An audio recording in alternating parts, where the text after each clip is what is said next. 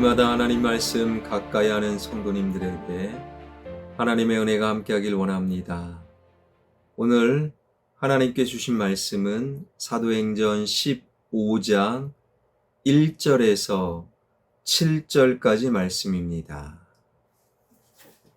어떤 사람들이 유대로부터 내려와서 형제들을 가르치되 너희가 모세의 법대로 할례를 받지 아니하면 능히 구원을 받지 못하리라 하니 바울 및 바나바와 그들 사이에 적지 아니한 다툼과 변론이 일어난지라. 형제들이 이 문제에 대하여 바울과 바나바와 및 그 중에 몇 사람을 예루살렘에 있는 사도와 장로들에게 보내기로 작정하니라.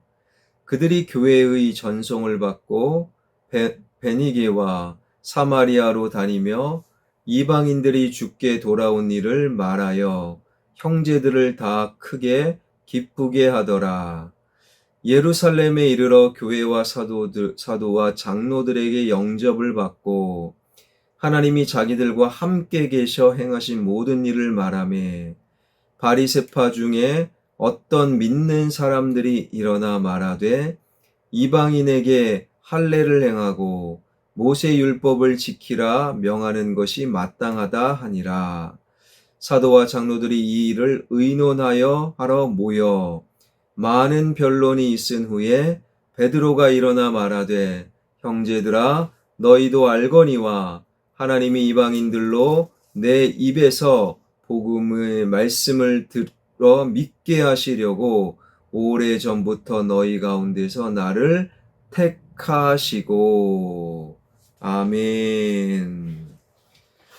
최소한 1년, 최대 2년이 걸린 것으로 추정되는 1차 선교 여행을 마치고 수리아 안디옥으로 돌아온 바울과 바나바는 교인들을 모아서 하나님이 어떻게 신묘마측하게 일하시고 인도하셨는지 선교 보고를 하게 되지요.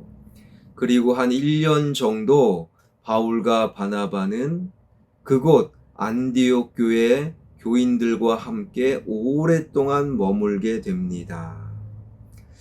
이렇게 바울과 바나바 안디옥 교회 성도들이 평안한 하루하루를 보내다가 어느 날 느닷없이 풍파가 몰아닥치는데 오늘 본문 1절입니다.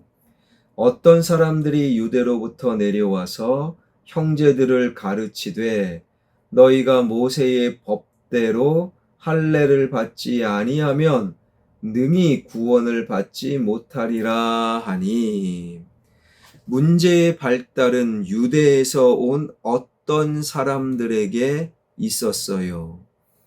그들이 안디옥 교회 교인들에게 모세의 관습을 쫓아 할례를 받지 않으면 능히 구원을 받지 못하리라 라고 말했기 때문이지요.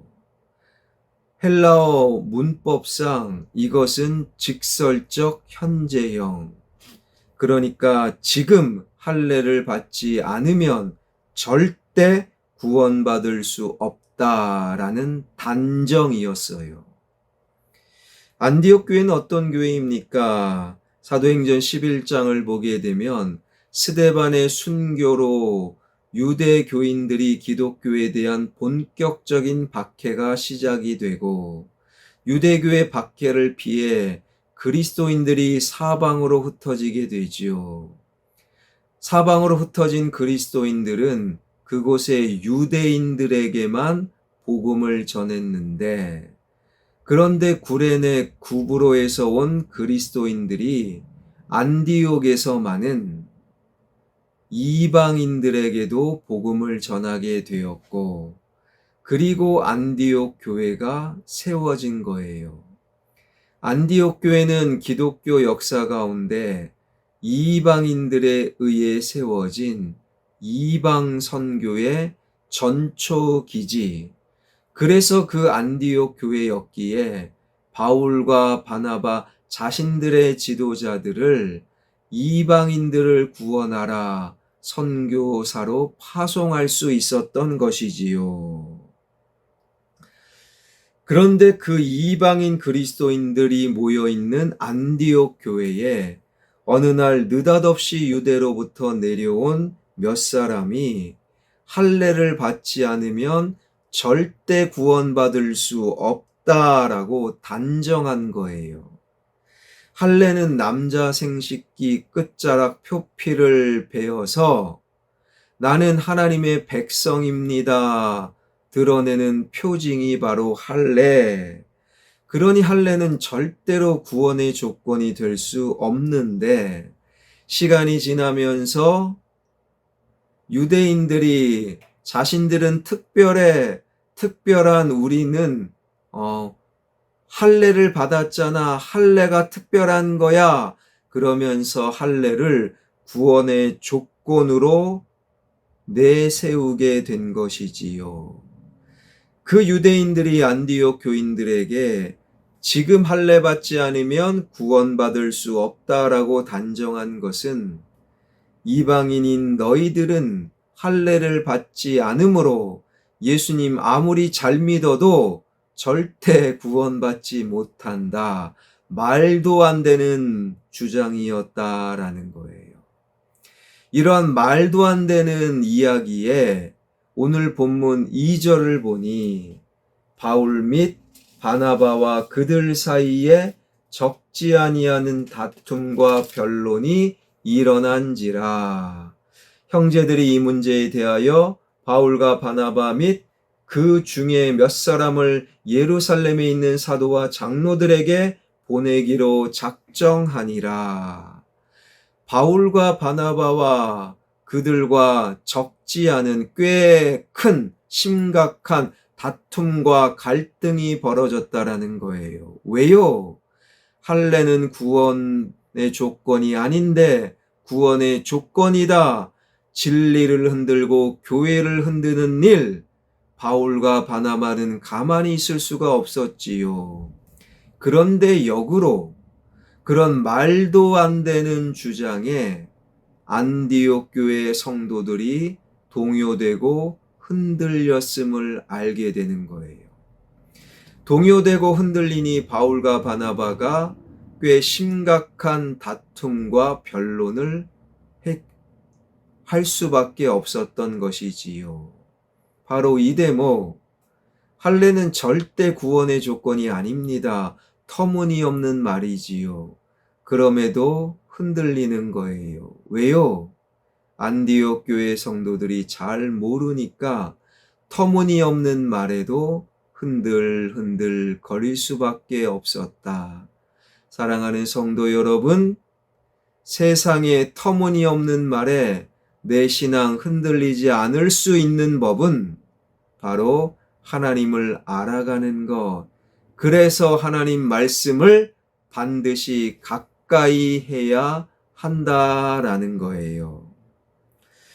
그렇게 동요하고 흔들거리던 안디옥 교인들이 이 문제를 분명히 하기 위해 바울과 바나바와 몇 사람을 예루살렘 교회에 보내게 되지요.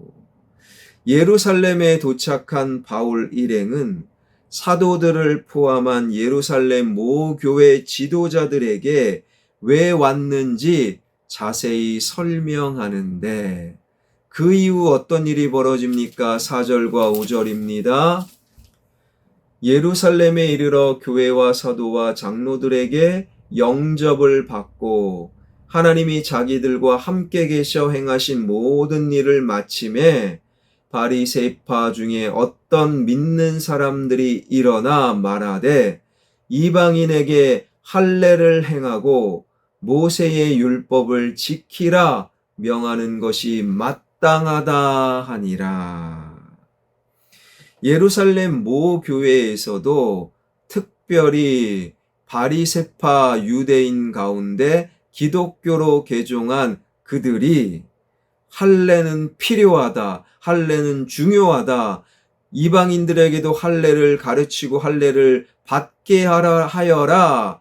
할례가 구원의 조건임을 예루살렘 모교회의 유대인들도 생각하고 믿고 주장했다라는 거예요.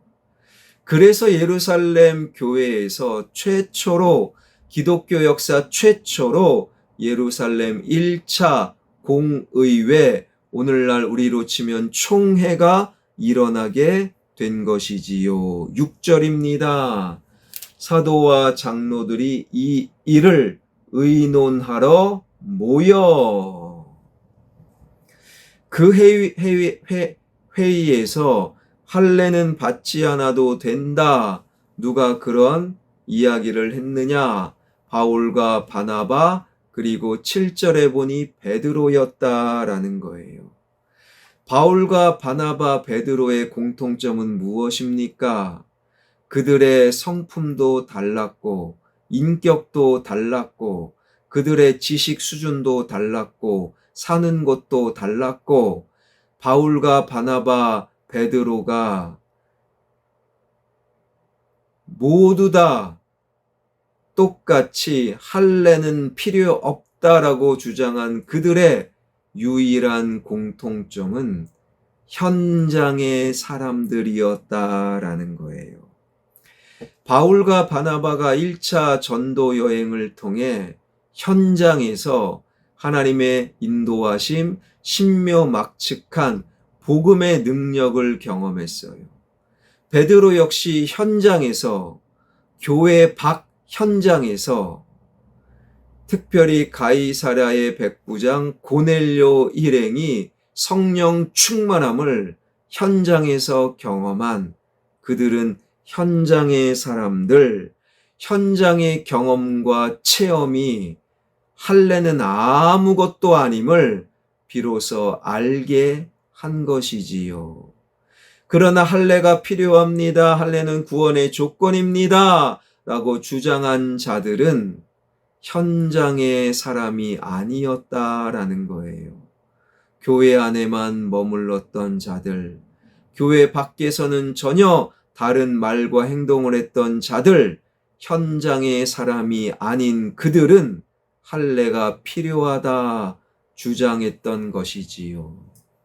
사랑하는 성도 여러분, 기독교는 이론의 종교가 아니에요. 기독교는 현장의 종교.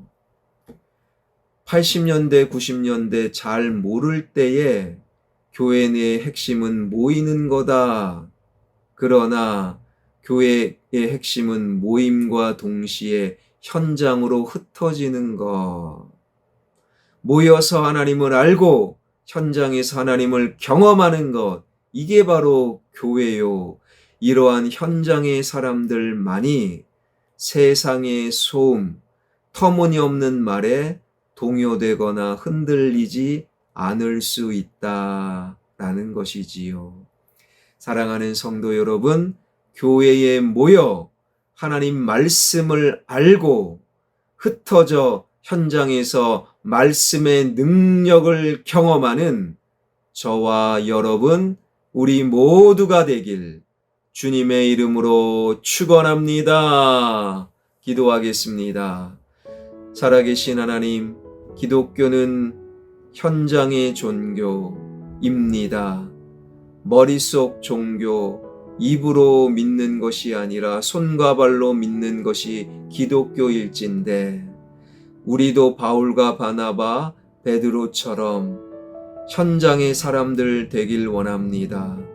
교회 안에 모여 하나님을 알고 교회 밖 현장에서 하나님의 능력을 체험하는 현장의 사람 되어 이 세상의 터무니없는 지식과 말에 흔들거리지 않을 수 있도록 주님 함께하여 주옵소서. 우리 교회 32년 동안 지켜주시고 세워주신 하나님 감사드립니다. 왜 교회가 필요한지 우리 교회의 선택과 삶과 목회를 통해 이 지역 사람들이 알게 하여 주시고 우리 교회에 출입하는 모든 영혼들이 주님을 알고 주님의 능력을 경험하는 현장의 사람들 되게 하여 주옵소서. 지역개발과 함께 진행되는 모아타운 예배당 건축 주님 손에 맡겨 드리오니 가장 좋은 길로 인도하여 주옵소서. 예수 그리스도의 이름으로 기도하옵나이다. 아멘.